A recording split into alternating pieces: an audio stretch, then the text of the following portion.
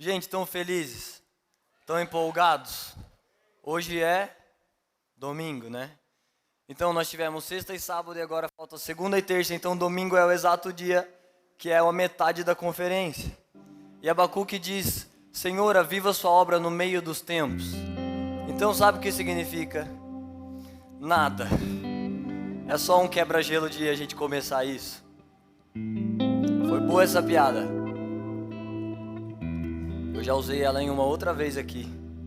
Gente, eu descobri que eu ia ministrar. Eu acho que foi junto com vocês. Eu estava sentado ali. Aí passou o vídeo do Poema Summer e apareceu a minha cara ali. Daí eu falei, nossa, bom saber. Então deixa eu ver que dia vai ser isso. Então desde que eu descobri que dia era, eu fiquei buscando a Deus e tentando entender o que Ele queria comunicar. E foi uma das primeiras vezes. Porque a verdade eu consigo montar qualquer esboço de qualquer assunto. Mas foi uma das primeiras vezes que eu não consegui fazer isso até essa madrugada. E eu não conseguia saber o que Deus tinha. Eu falei, Deus, eu não quero inventar nenhuma mensagem. Eu posso fazer isso e nem vai ser pecado, mas eu não quero inventar uma coisa. Eu quero saber o que você quer falar para a sua igreja, o que você quer falar para o seu povo. Então nessa madrugada eu acho que eu tenho aquilo. Acho que terminou um pedaço do download. Falta uns 20%, mas até o final eu acho que sai. Amém?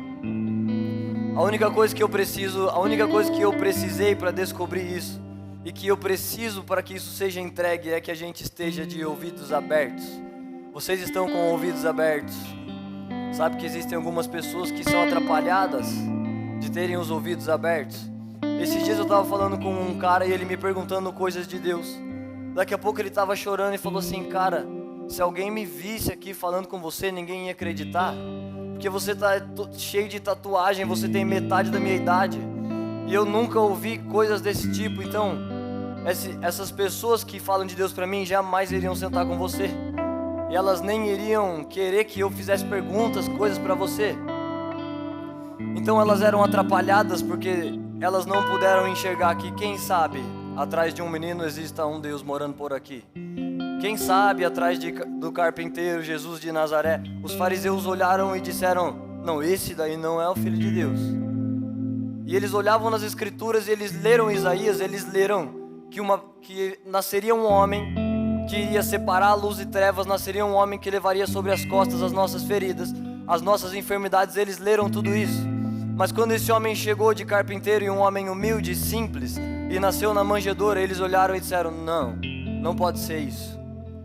Então eles foram impedidos de encontrar a glória de Deus e Jesus disse para eles, vocês são contra mim por causa das escrituras, mas são elas mesmas que testemunham ao meu respeito. Então esses homens decoravam a Bíblia, eles sabiam que o Salvador viria de Belém de Judá, eles foram lá esperar esse Salvador nascer. Mas eles estavam lendo e não viam, eles ouviam e não escutavam. E infelizmente isso é uma coisa que ainda acontece em um monte de lugares. Mas aqui não. Aqui as pessoas ouvem, elas escutam. Nós estamos com os ouvidos abertos para Jesus. Amém, gente? Então, se nós estamos de ouvidos abertos, você pode abrir a sua Bíblia comigo em Salmos, no Salmos não tem capítulo, porque são canções e poemas. Então, no Salmo 30, no verso 6 e 7, você pode abrir comigo no Salmo 30, se você gosta de acompanhar.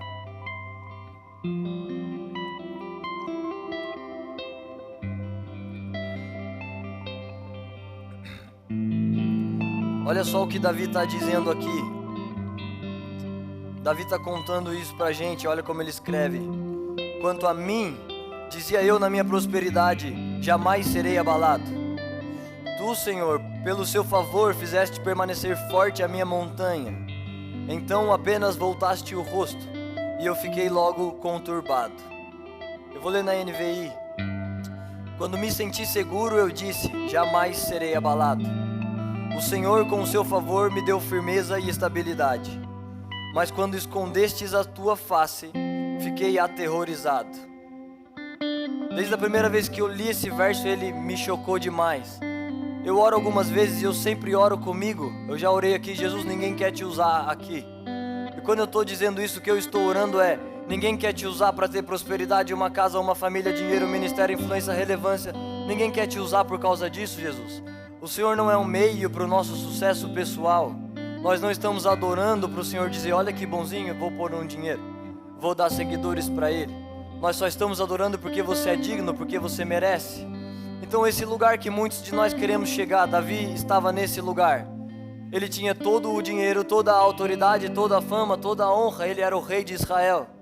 Então tudo estava bem. E nesse verso ele está dizendo: eu olhei para as minhas coisas e falei, agora sim, jamais serei abalado. Ele chegou em tudo que ele queria e ele tinha tudo que ele queria.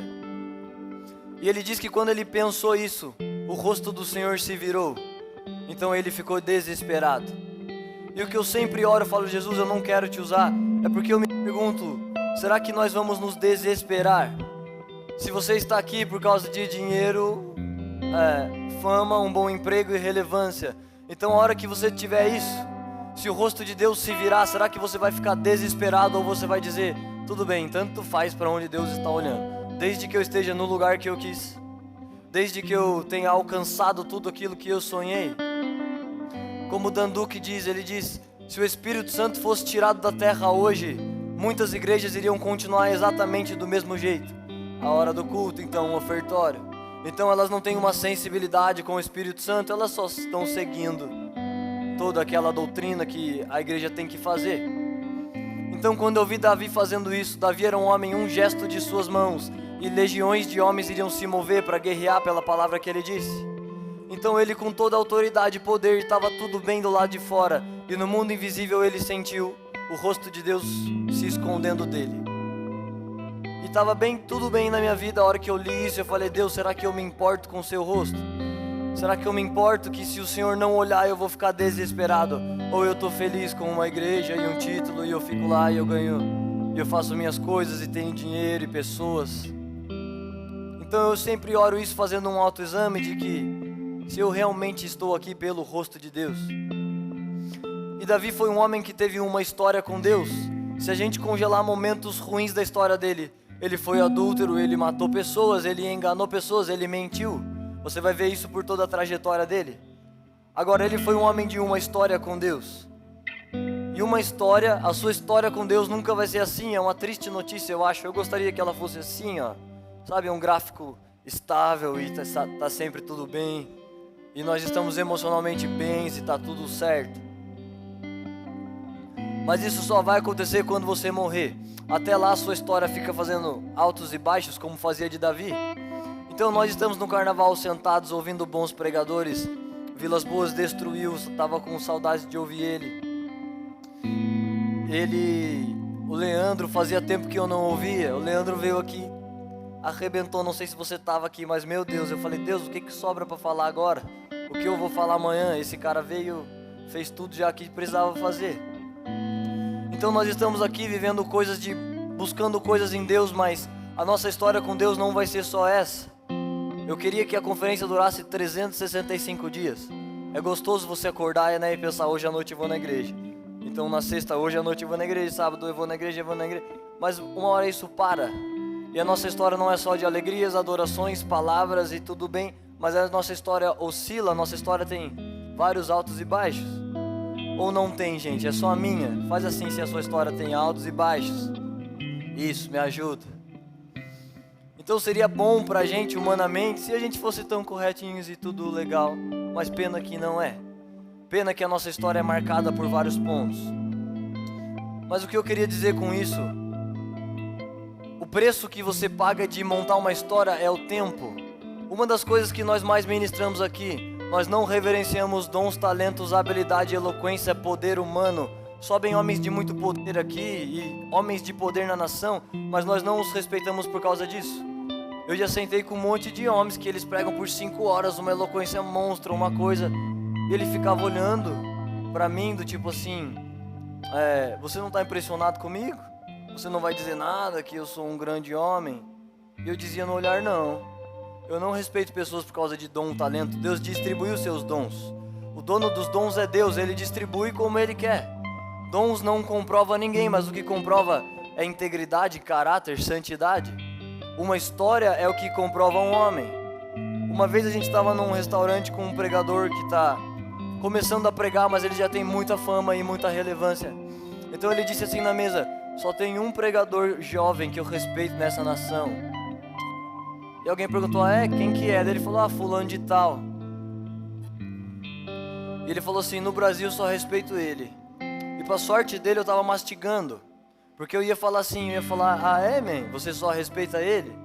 Mas você precisa conhecer então pessoas da Poema que pegam 2 ônibus para fazer parte da faxina da igreja. Pessoas que pegam 2 ônibus para ir no data show, eles são jovens.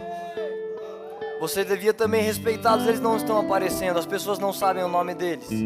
Mas você sabe, eu tô aqui em cima agora sustentado por 1 tonelada de orações de pessoas que você talvez nunca vão ouvir falar. Mas essas pessoas estão no mundo invisível, fazendo um espetáculo pro rosto de Deus. Foi boa essa, pode tuitar que é minha. Aleluia. Então nós respeitamos, nós reverenciamos uma história. Existem homens de mais habilidade do que os pastores dessa casa, mas não de mais história. Eu já chorei com o Prado. Gente, a vida é difícil mesmo. Teve uma vez eu já sentei com o Leandro e falei, mano, eu amo essa igreja, eu amo Jesus, mas pra mim não dá mais. Isso nem faz tanto tempo que eu fiz. Eu sentei e eu não queria mais vir aqui, eu não queria mais participar de nada. Eu queria congregar em outro lugar e eu não estava mal com Jesus, nada disso. Mas acontece que a nossa história é marcada de um monte de períodos. Então eu conheço o choro dos pastores dessa casa, o choro do Prado. Tem um homem que prega mais do que ele, que tem mais conhecimento do que ele. Mas eu não respeito mais do que ele, porque eu não sei a história desse homem. E não é difícil você vir então 2 dias, descarrega conhecimento, atropela todo mundo. Difícil é você ter uma história de vulnerabilidade, de humildade, de caráter. Então é isso que nós respeitamos, é isso que nós valorizamos. Então Davi teve fatos que se você congela, ele está condenado. Mas a Bíblia diz Davi, um homem que era segundo o coração de Deus.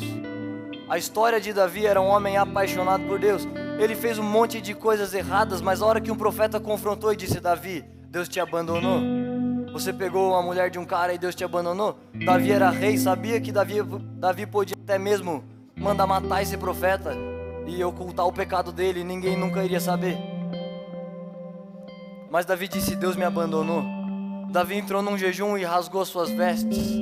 Davi errava como nós erramos, mas ele construía uma história para Deus. E o preço dessa história é o tempo. Você paga o preço do tempo e isso constrói uma história. Você desanima da igreja e você não para de vir. Você desanima com pessoas e você não deixa de estar com elas. Você cansa de buscar a Deus e ir no GC e a sua vida não muda e você continua indo. E você continua fazendo. Você peca e erra e fala, eu não presto, eu não valo nada, eu não consigo. E você continua indo sem conseguir. As pessoas têm um problema de religiosidade. Eu contei isso. Um amigo meu me disse assim, cara, eu não vou mais lá na igreja não. Pra mim não dá. É muita hipocrisia demais. E eu falei pra ele, não, mas pode ir, tem lugar pra mais um também. Porque ele está julgando como hipocrisia pessoas errarem, pessoas ferirem as outras. As pessoas erram, as pessoas não são perfeitas. As pessoas sempre vão errar. Essa igreja em algum momento vai te decepcionar. Como o Leandro disse ontem, de repente imagina entra um travesti e alguém pensa, nossa, o que ele está fazendo aqui? A mesma coisa que você. A mesma coisa que nós estamos fazendo aqui. Nós não estamos buscando Jesus porque nós somos dignos ou porque nós vivemos em tempos altos, nós não vivemos. Nós buscamos Jesus porque nós temos uma história com Jesus. Nós estamos pagando o preço do tempo e montando uma história. Se você não conseguir, se você não for o homem da pregação que o Leandro disse ontem, de aguentar as feridas, de aguentar os erros, de lutar pela sua família espiritual, de ficar no seu corpo de Cristo, congregando, ajudando, confrontando, recebendo. Se você não pagar esse preço, você nunca vai ter uma história. Então alguém te machuca, você não pode ser tocado, então vamos procurar outro lugar. E nesse outro lugar também vão errar, porque não existe um lugar perfeito.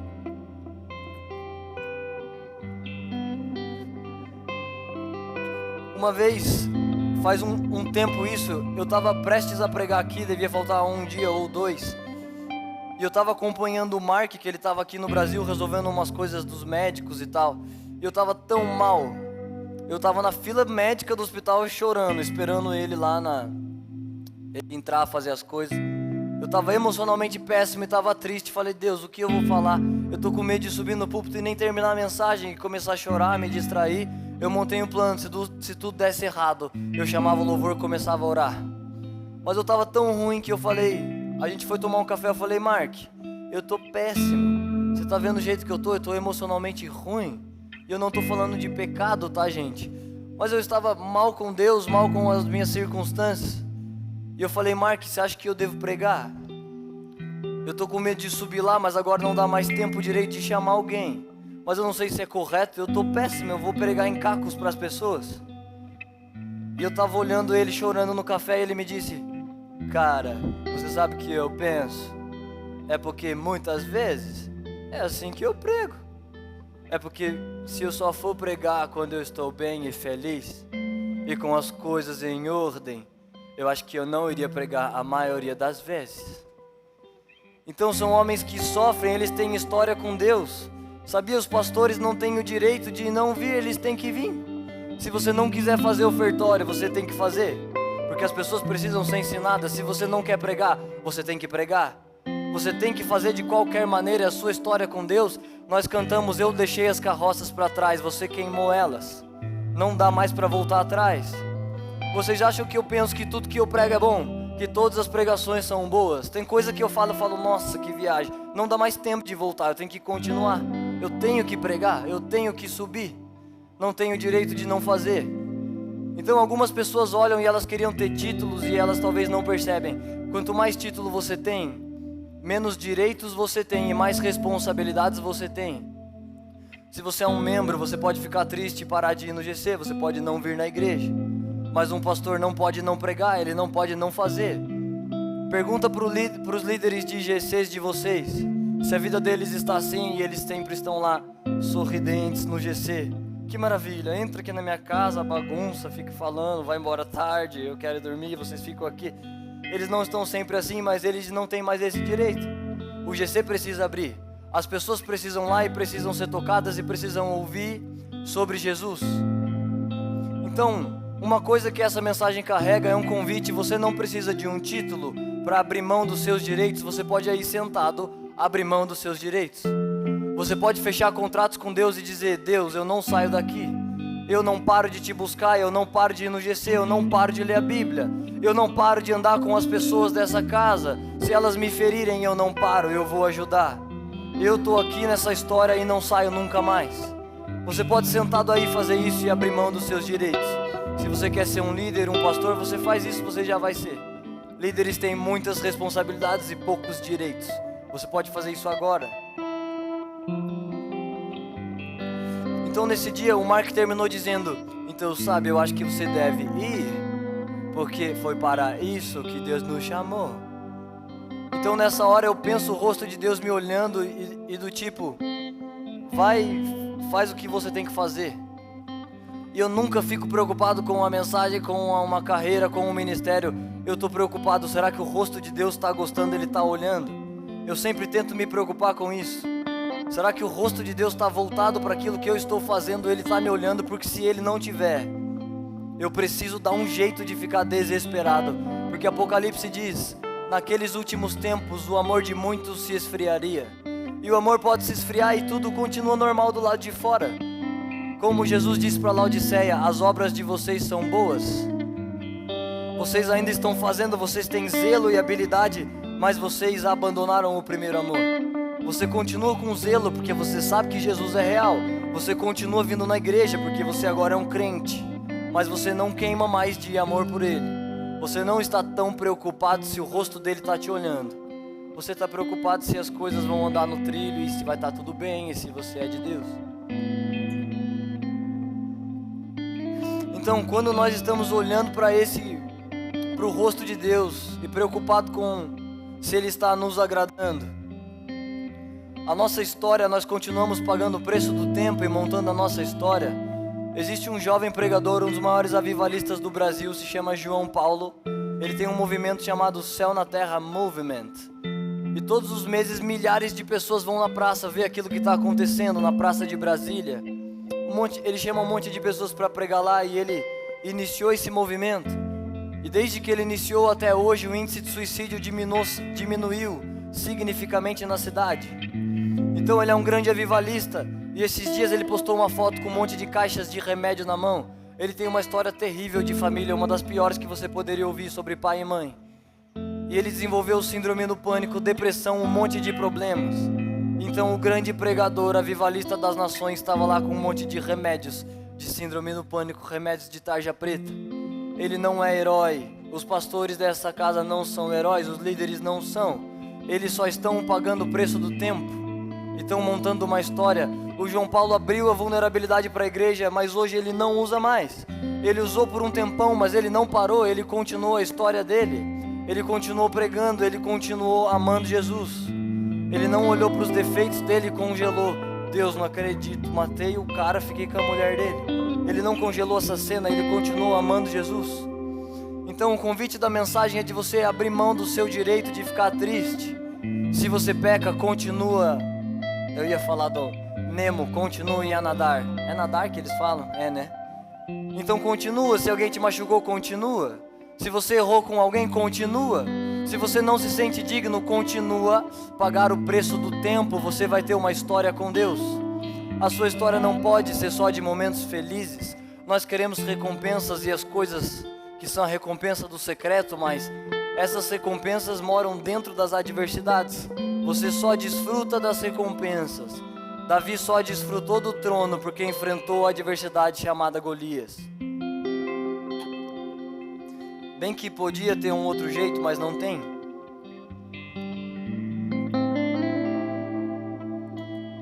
Tava procurando a Marcela, mas sorte dela não tá aqui. Ela ia me ajudar encerrando isso. Não sei se vocês sabem, a pastora Marcela perdeu um neném esses dias. Então ela tá nesse tempo de luto e sofrimento. O neném nasceu e ela viu e ficou uns 2 dias e ficou semanas no hospital até isso acontecer. Nasceu e perdeu. Então tudo que ela pode ver agora é choro, luto e tristeza. Mas em pouco tempo ela vai ver que ela está construindo uma história diante de Deus. Um dia, daqui uns anos, ela vai chegar e falar: é Deus, você sabe. Pessoas de história com Deus. Davi cometeu um monte de erros. Davi pensava que o que iria agradar a Deus eram sacrifícios. Então Davi dava 6 passos, no 7º sacrificava, 6 passos e no 7º sacrificava. Imagina que no final dessa caminhada ele estava lá ensanguentado de sangue, porque ele estava tentando agradar a Deus e ele pensou que isso iria agradar a Deus. E no final da caminhada Deus fala: Davi, eu não quero sacrifícios, mas um coração obediente.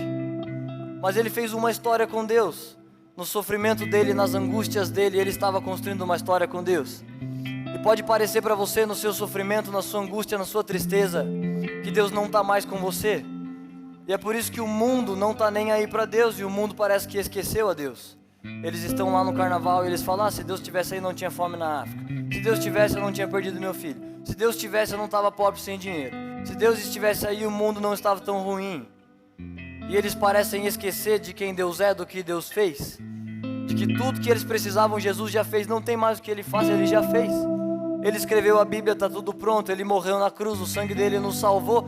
Pronto, é só você entrar nisso. Não tem uma outra coisa ainda que possa ser feita. Mas o mundo parece esquecer isso. E quando você topa: Deus, eu vou fazer uma história com você. Eu não saio daqui por nada e daqui ninguém me tira. Então você diz: Deus, eu não vou te esquecer. Mesmo que o mundo pareça esquecer, mesmo que você pareça em silêncio, mesmo que você nunca mais diga nada e não faça nada para mim, o que você fez aqui já é suficiente. Você mandou seu filho, você escreveu uma Bíblia, você me salvou. Eu falei isso na última mensagem. Quando nós nos convertemos, o sonho que fez brilhar os nossos olhos não foi: eu vou ser próspero. Eu me converti, eu nunca tentei me matar, mas umas 2 vezes eu pus uma faca assim no meu peito e falei: Deus, se eu fizer isso, o que muda? Essa vida não tem graça. Todos os dias eu tenho que usar droga para entrar num estado que tenha graça, porque essa vida não tem graça, não tem nada para fazer aqui. A alegria vem, você junta dinheiro, viaja e passa, e você está triste de novo. Você vai uma coisa e passa. Não faz sentido isso. Então quando eu saí dessa vida, o que me fez sair, eu não pensei: eu vou ser próspero, eu vou ter pessoas ao meu redor. A única coisa que eu pensei foi os olhos de Jesus me olhando e me dando um sentido de vida. O coração de Jesus me cobrindo e dizendo: existe uma vida dentro de mim. Existe uma vida eterna que te muda, que te transforma, que te completa. Então depois da caminhada eu tinha alguns sonhos. Eu quero sim ser próspero, Deus. Eu quero sim fazer com o meu ministério que ele cresça onde o Senhor quer que ele cresça. Mas não foram esses sonhos que me trouxeram aqui. Eu não baseio o resultado ou o sucesso com Deus por causa das coisas que dá para ver. Não foi isso que me convenceu, não foi isso que me trouxe até aqui. O que me trouxe até aqui, eu estava lá no meu quarto, um jovem adolescente cheio de problemas. Eu já contei esse testemunho para vocês. E eu li na Bíblia uma palavra grega, boetos, e significava aquele que vem correndo mediante um pedido de socorro. E estava se referindo ao Espírito Santo.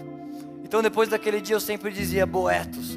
E ele voava no meu quarto e eu ficava lá caído. E eu não tinha nenhuma coisa, só tinha ele. Então o convite da mensagem é que você tenha ele, que você não abra mão disso. Que você pague o preço do tempo, não importa se parece que ele não está te ajudando. Importa que a gente olhe para o rosto dele. Se ele se virou, nós estamos desesperados. Se ele está olhando, nós vamos ficar até o fim. E para encerrar isso, que eu me lembre, teve uma vez que eu senti o rosto de Deus se virando para mim. Eu já estava uns dias numa coisa de trevas, e eu senti Deus virando o rosto. Eu falei, Deus, por que o Senhor está fazendo isso? Eu não mereço, eu sou cheio de pecados, eu não estou valendo nenhum real. Mas só pelo menos um pouquinho, tem como só o Senhor aparecer, só para me lembrar que eu sou salvo.